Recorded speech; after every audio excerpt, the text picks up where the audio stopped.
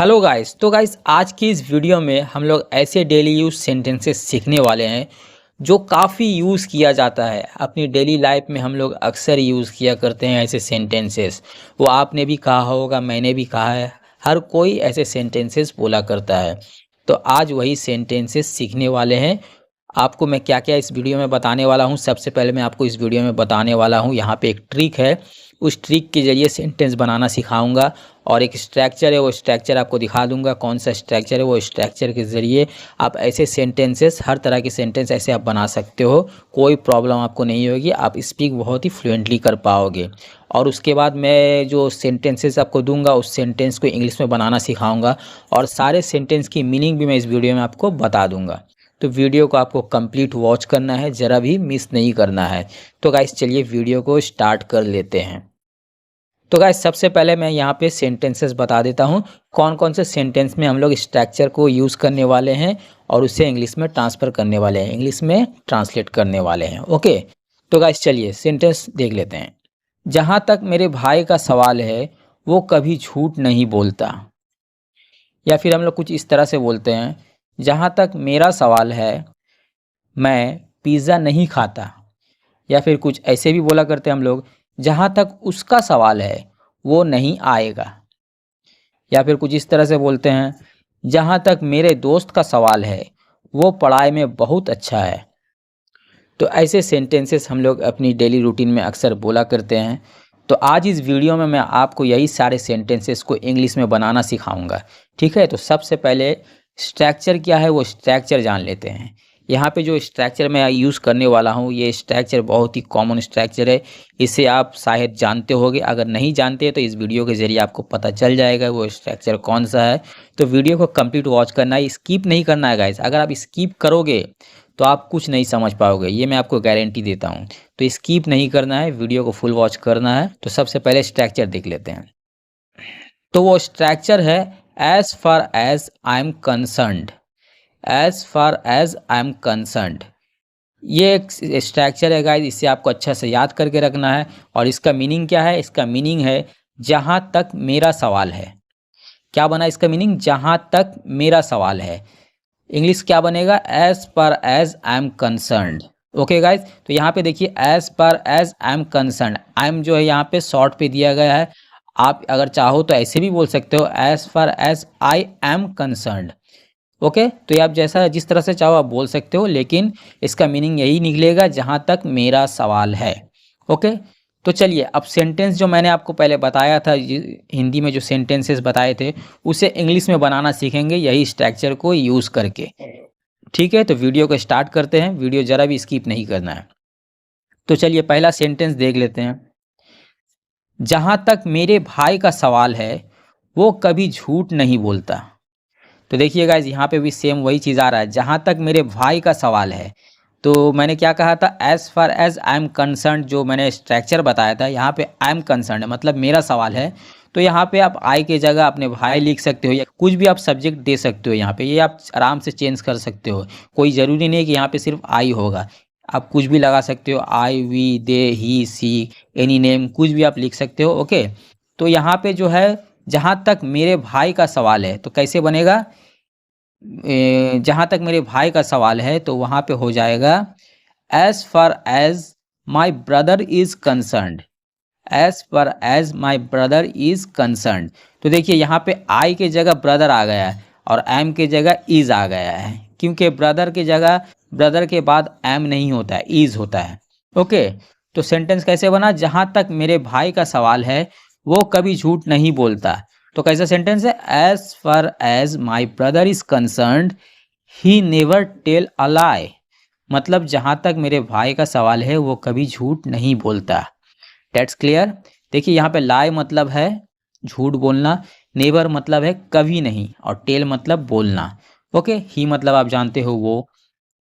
तो जहाँ तक मेरे भाई का सवाल है वो कभी झूठ नहीं बोलता। Clear?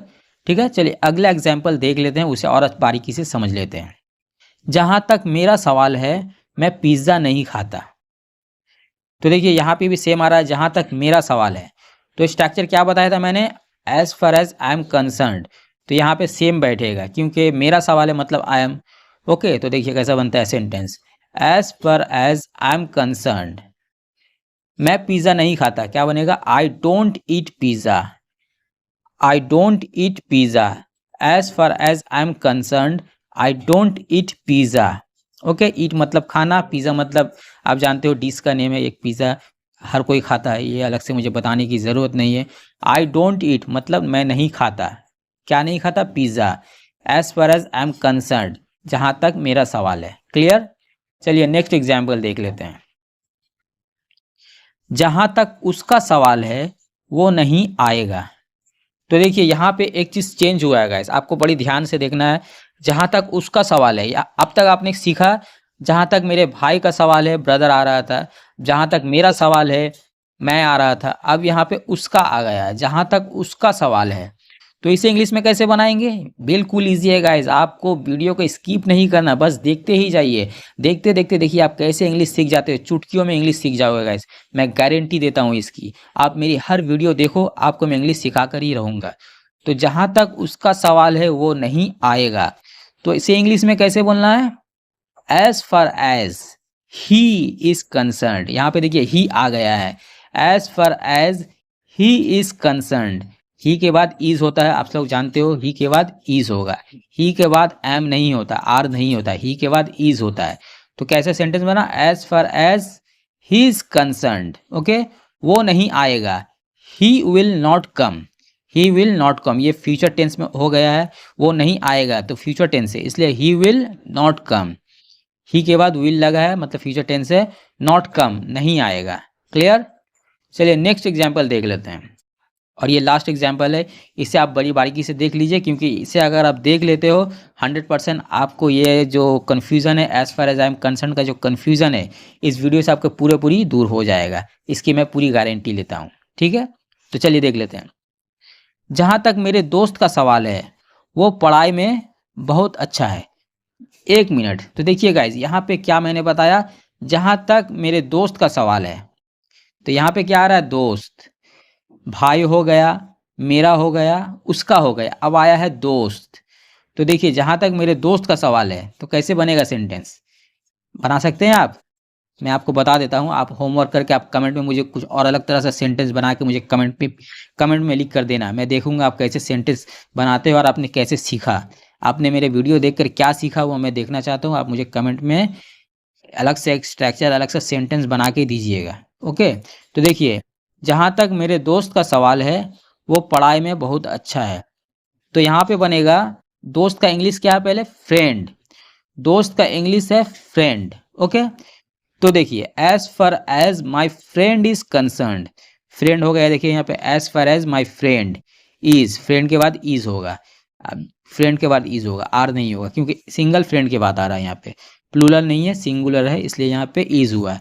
As far as my friend is concerned he is very good in studies, he is very good in studies, वो पढ़ाई में बहुत अच्छा है। He is very good in studies, very good मतलब बहुत अच्छा है, इन स्टडीज़ मतलब पढ़ाई, पढ़ाई में। Okay, that's clear. तो गाइज आपको देखिए यहाँ पे जो मैंने वीडियो में बताया है इसे आपको अच्छे से याद करके रखना है। आपको क्या याद रखना है? आपको सिर्फ एक चीज़ याद रखना है, वो स्ट्रक्चर को। स्ट्रक्चर क्या है? As far as I am concerned. Okay, structure को आपको अच्छे से याद रखना है। तो जब भी आप किसी से बातचीत में जब आपको ऐसा बोलना हो, जहाँ तक मेरा सवाल है तो आपको बोलना है as far as I am concerned. अगर बोलना है जहाँ तक उसका सवाल है तो आपको बोलना है as far as he is concerned. अगर आपको बोलना है जहाँ तक मेरे भाई का सवाल है तो आपको बोलना है as far as my brother is concerned. और अगर बोलना है जहाँ तक मेरे दोस्त का सवाल है तो आपको बोलना है as far as my friend is concerned. Okay, जो भी आप बोलना चाहो उसे आप वहाँ पे ऐड कर सकते हो। अगर आप बोलना चाहते हो जहाँ तक मेरे अंकल का सवाल है तो आपको बोलना है as far as my uncle is concerned. Okay, that's clear. उम्मीद करते हैं आपको अच्छे से समझ में आ गया होगा, ज़रा भी कन्फ्यूज़न नहीं रहा, मेरी वीडियो के माध्यम से आपको सब कुछ समझ में आ गया है। तो आपको क्या करना है गाइज, आपको बस कमेंट में मुझे लिखना है। आपको क्या करना है, अभी जो स्ट्रक्चर मैंने बताया है as far as I am concern, आपको सेम यही सेम इस तरह का सेंटेंस, यही सेंटेंस नहीं, इस तरह का कोई अलग सा सेंटेंस स्ट्रक्चर लेकिन सेम होना चाहिए। आपको मेरे कमेंट में कमेंट करना है, ठीक है, लिखना है। मैं आपके कमेंट पढ़ूंगा, पढ़ने के बाद मैं रिप्लाई करूंगा, और अगर सही रहा तो मैं बोलूँगा ओके है, और नहीं रहा तो मैं उसे करेक्ट कर दूंगा। ठीक है, तो गाइज़ मिलते हैं किसी और नए से स्ट्रक्चर के साथ, तब तक के लिए अलविदा।